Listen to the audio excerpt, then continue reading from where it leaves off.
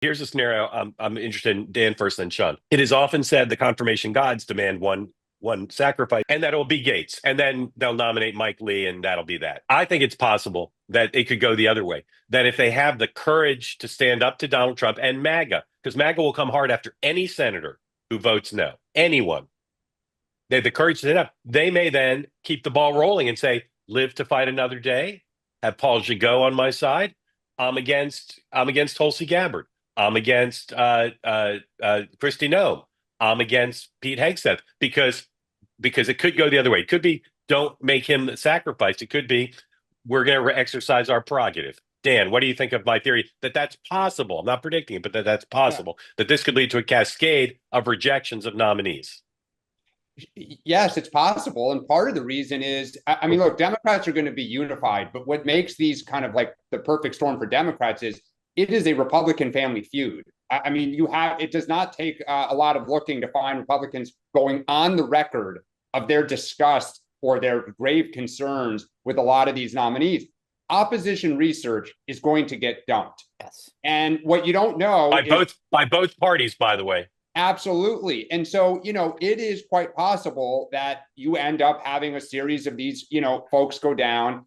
The John Thune election says that deep in their core, when the door is closed, a lot of senators are not in love with MAGA. They'll never say it publicly, and that's a huge piece of leverage that the Trump world has. But it tells you it doesn't take a lot to stoke people.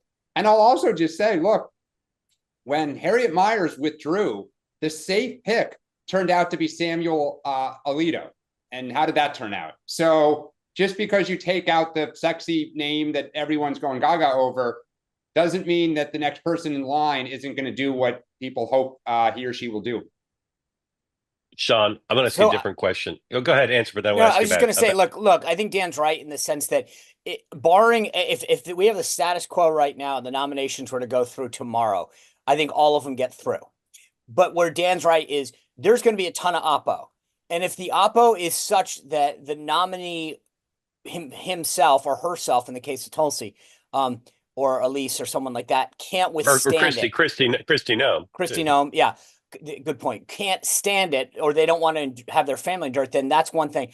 Or it gives depending on the allegation, gives the senator a way to say, I've always said, X crime is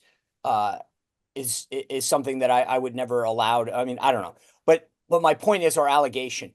So I think there has to be something that would trigger it.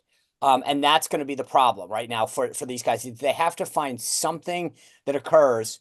And that's going to be the big problem right now is they have to. The other thing is, if you go back to Brett Kavanaugh, it appears that when at the lowest moment, Trump got a little wobbly.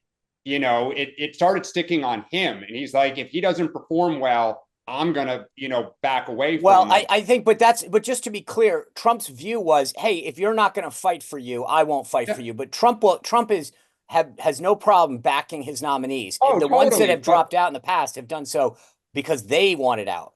But not everyone is as skilled as Trump at fighting, and that is a problem.